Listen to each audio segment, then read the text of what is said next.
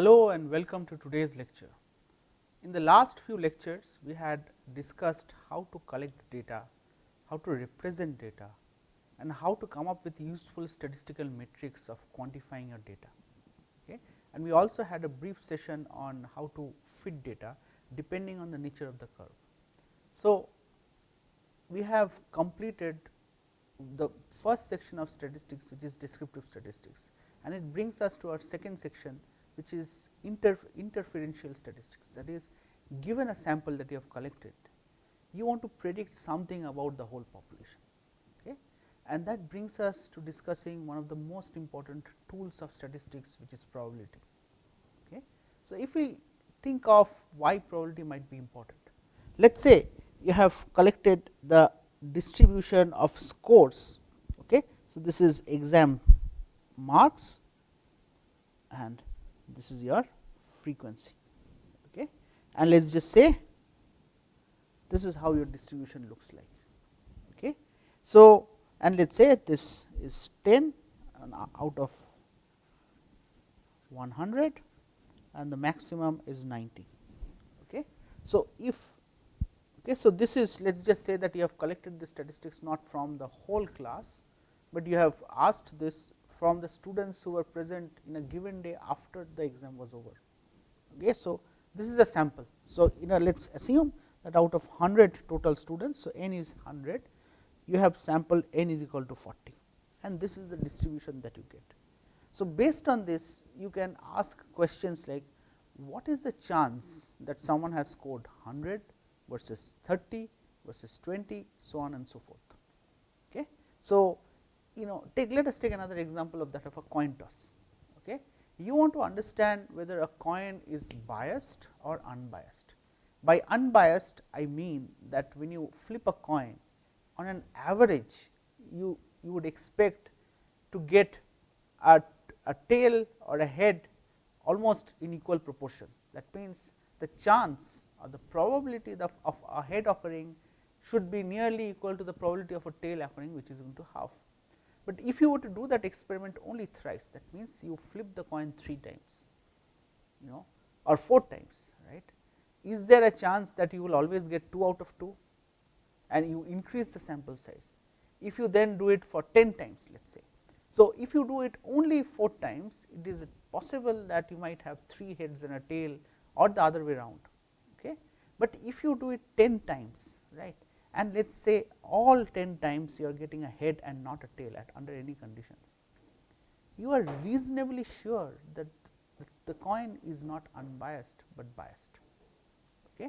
So, probability is the tool which helps us to come up with computing chances or saying something about the population given a small sample. Okay? So, when we come to probability, we begin by definition of few terms. Okay? One is, what is my sample, okay, or sample space.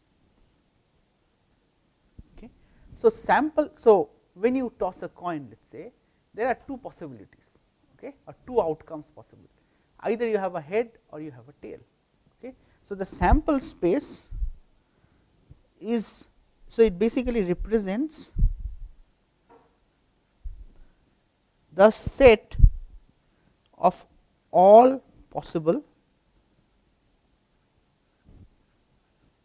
outcomes. Okay. So, in case of tossing a coin, my sample space is typically written as S, is nothing but a head appearing, H is short form for a head, or a tail appearing, T is short form for a tail. Okay. So, now imagine you roll a dice. Okay. So, our dice has 6 sides. Okay. So, when you roll a dice, it is possible that you will get a 1, you can get a 2, you can get a 3, a 4, a 5 or 6. So, there are in essence 6 outcomes.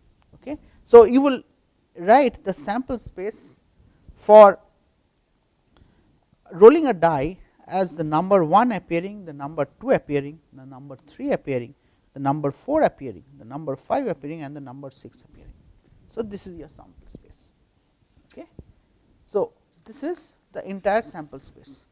Now, let us say I say sample space S represents all natural numbers. Okay.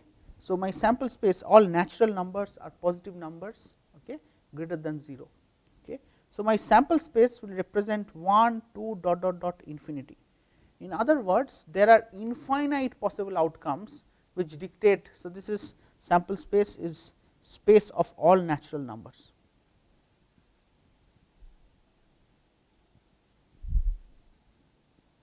Okay. Or let us say you can think of the dosage you can administer to a patient with a certain drug. Okay. In that case also S has infinite possibilities, right. You can give 500 milligrams, 100 milligrams, 105 milligrams, so on and so forth. So, there are really infinite possibilities here. So, a sample space can be infinite or can be finite, as in case of a rolling of a die or tossing a coin. Okay. So, S is the list of all possible outcomes. Now, let us say in case of a coin toss problem, you can define something of interest to you is when a head appears. So, you can call E is short form for an event, okay, which is associated with one particular outcome. So, in that case my event can be simply H, or so I can write this as E1 and I can write this the another event E2 as a tail appearing. Okay. Now, let us go to the example of rolling a dice. Okay. So, I can, depending on the type of event that I want to define, let us say, so I have a rolling a die. Okay. I say event E1 is the event that a number less than 3 appears.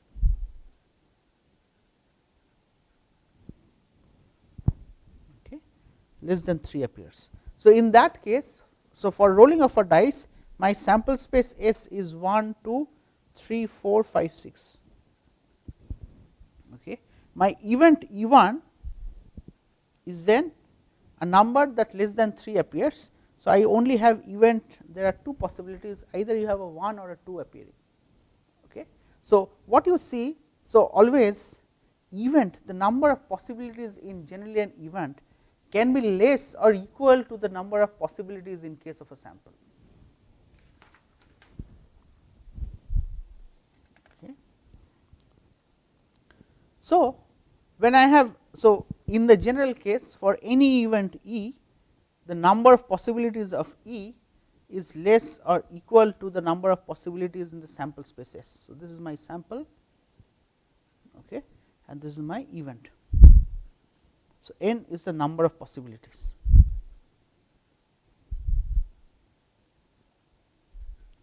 Now, given two events, let us say E1 and E2, I can think of an event which is represented by E1 union E2. Okay.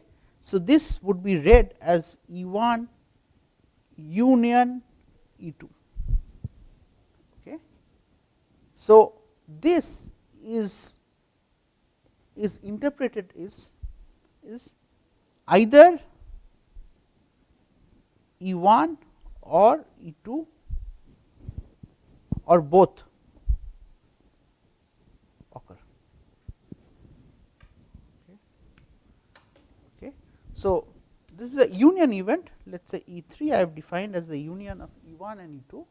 It is either E1 or E2 or both occur. Okay.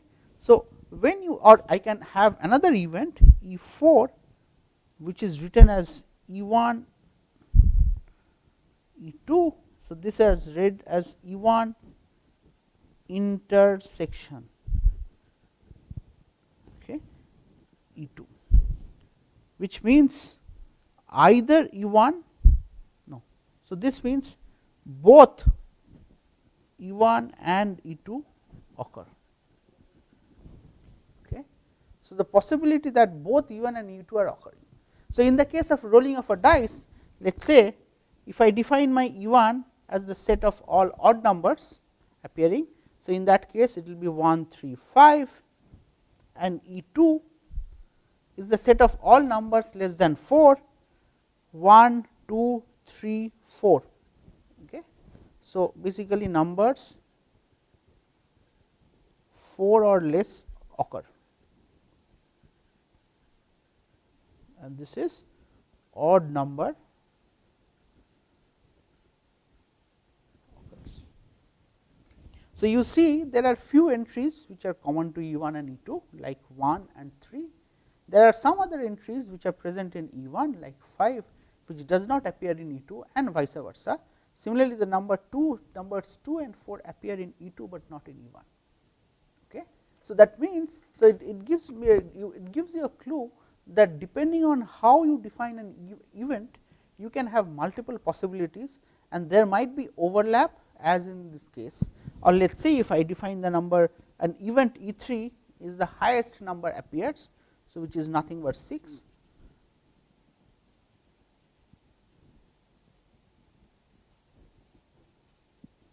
Okay.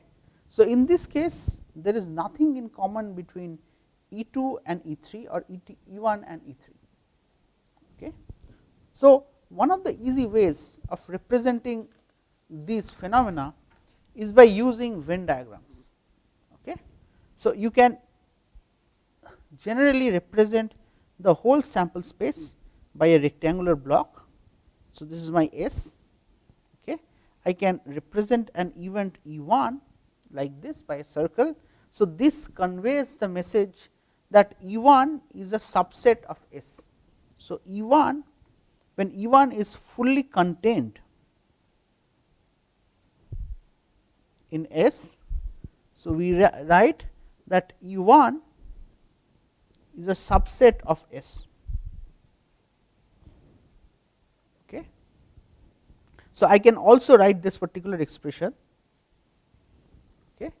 So, this amounts to writing this term mathematically. Okay. So, I can represent an event E1, I can represent another event E2 and I can represent another event E3 here. Okay. So, what were my previous events in the case of rolling a die? E1 is 1 3 5 occurring, E2 is 1 2 3 or 4 occurring, and E3 is 6 occurring. So, note the way I have drawn all of these events E1, E2 and E3 are represented as circles within this rectangle, which means all these events that I have drawn fulfill this particular criteria. Okay. All are contained within the sample space. Okay. Another important measure, so the way I have drawn E1 and E2, I have drawn with them some overlap between the events E1 and E2. Okay. But when I have drawn E3, I have drawn it outside of E1 and E2. Okay. This gives you the idea of, so what I can say is when E3 occurs, so the when number 6 occurs, I can say clearly that neither event E1 or nor event E2 have occurred. Okay. So, this is a case when I can say that events E1 or EI and EJ are mutually exclusive. Okay. When EI intersection EJ is equal to phi. Okay. This is null. There is nothing in common shared between the events E3 and E2 or E3 and ER. So, I can write E1 intersection E2 E3 is equal to null and E2 intersection E3 is equal to null. Okay. So, there is nothing in common between E1 and E3 or E2 and E3.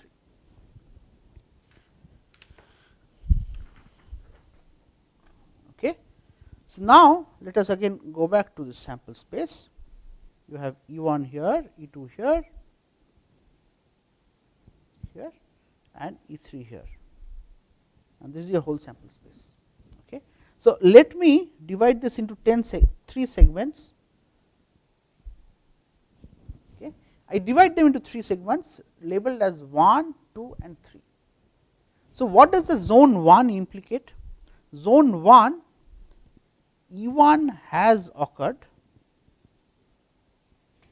but E3 has not occurred.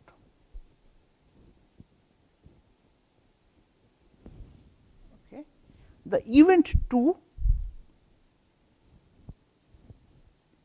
is both E1 and E2 have occurred.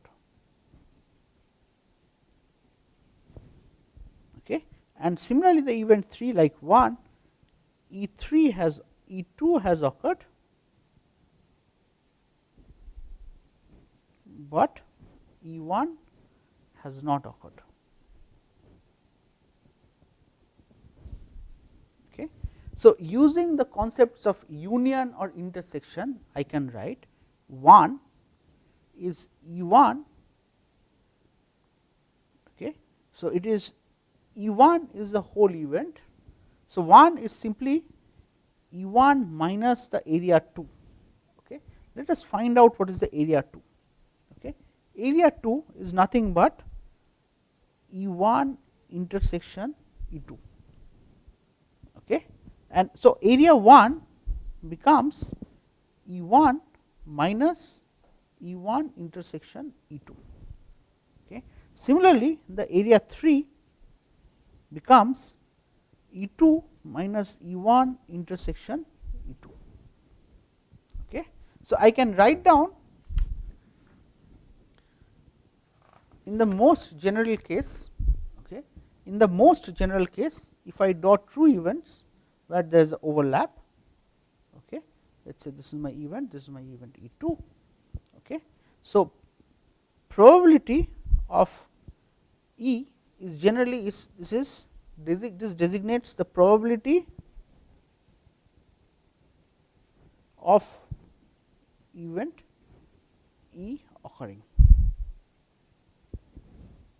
Okay. So, probability of E1 union E2 is given by the expression probability of E1 plus probability of E2 minus probability of E1 intersection E2. Okay. So, let us see how we can get this expression. Okay. We can use the earlier step, right. Okay. So, we again break it down as before into 3 segments 1, 2, 3. Your area 1 is E1 minus E1 intersection E2. Okay. So, 2 is E1 intersection E2 and 3 is E2 minus E1 intersection E2. Okay. So, if I calculate the probabilities, okay, if I calculate the probabilities and add them up, so I can write probability of event 1 is equal to probability of E1 minus probability of E1 intersection E2. Okay. Probability of 2 is equal to probability of E1 intersection E2, and probability of 3 is probability of E2 minus probability of E1 intersection E2. Okay. So, if I add these 3 up, you have 2 negatives and one of them which is a positive, one of them will cancel each other, you will have P1 Pe1 plus Pe2 minus Pe1 intersection E2. Okay. So, this is how you can compute the probabilities of composite events depending on how the events are defined.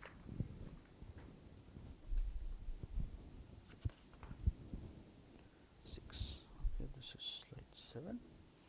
Okay. Now, if you have an event A, let us say, which is here, this is my sample space. So, what is the chance of A not occurring? So, this is called the complement of A, and this event. So, event of A not occurring A not occurring is denoted by A complement or A bar, as the case may be. Okay. So, the probability of A not occurring is this area under the curve. All these possibilities are when A does not occur. This is when A occurs. So, I can write, so I can clearly see. So, it brings us to the concepts of axioms of probability. So, when you have these two events, so of course, A and A complement, A and A complement are mutually exclusive.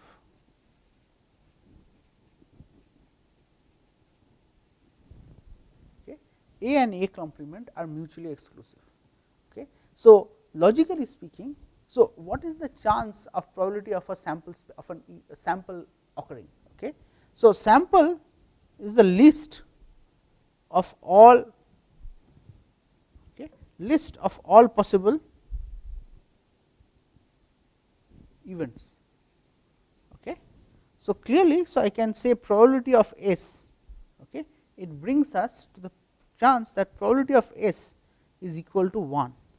If S is the list of all possible outcomes, then chance that S will occur is 100%. So, that is why you write the expression probability of S is equal to 1. In the generic case, so then the probability of an event E must fulfill one particular criteria, first of all, which I can say 0 less is equal to probability of an event E less equal to 1. So, in the case when your event is just a sample itself, then your probability of the event is equal to 1, that is the highest bound. If you define an event where it does not occur under any case, then 0 is the probability. So, in the case of when S is the least sample size of all natural numbers, and you ask what is the chance that the number -5 will occur. So, because -5 is not there in the sample at all conditions, so you will have that probability to be 0. But in this case, so this case which we drew, probability of A is dividing this area by the total area, you will get a fraction, and hence this criteria is going to be solved. Okay. So, one axiom is probability of the sample space is equal to 1. The second axiom is probability of S is basically any event E is less equal to 1 and is also greater equal to 0. Okay. So, I can write for events which are mutually exclusive. So, let us say E1, E2, E3 are mutually exclusive.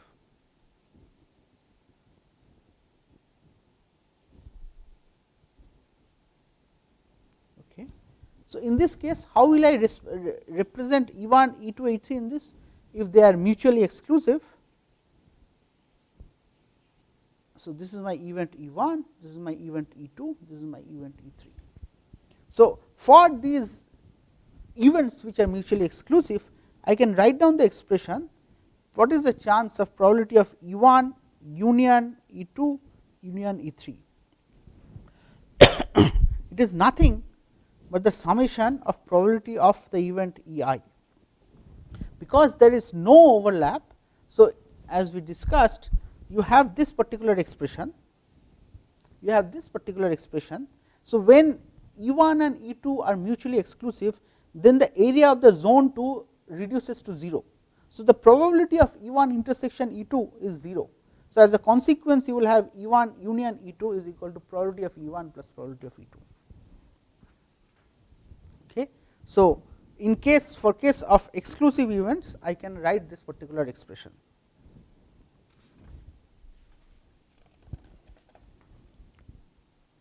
Okay. So, the next thing I can write for A and A complement, I can then write probability of A plus probability of A complement, which are mutually exclusive. So, these events are mutually exclusive, but together they span the entire sample. So, this is nothing but the probability of the sample space itself is equal to 1. So, I can write probability of A complement is equal to 1 minus probability of A. Okay. So goes the few formula that we have derived. Let us take a specific example, okay, the rolling of a dice. So, my sample space is 1, 2, 3, 4, 5, 6. Let us say my event E1 is the set of all even numbers. So, that will have 2, 4, 6. The set of E2 is the set of all odd numbers, which is 1, 3, 5, and so these are 2 events. So, I can clearly see that E1 intersection E2 is equal to 5. There is no number which is common in these 2 events. Okay. So, I can write probability of E1 intersection E2 is equal to 0, because these are mutually exclusive. So, they are mutually exclusive. Okay. Probability of the event E1 occurring. So, probability of event E1 occurring. So, there are 3 possibilities, which is 3, and the total number of possibilities is 6. So, probability of E1 occurring is going to be half, and this is same as the probability of the event E2. Okay. So, probability of E1 plus E2 union E2, because these are mutually exclusive, is simply P of E1 plus P of E2 is equal to 1. Okay. So, we have in essence confirmed this expression, that probability of A and probability of A complement is equal to 1. With that, I stop our lecture today. So, what we have briefly discussed about the need for probability and some of the basic axioms of probability, and how you can represent, use Venn diagrams for describing events visually, so you can understand what is what. Okay. With that, I thank you for today's lecture, and we look forward to our next lecture. Thank you.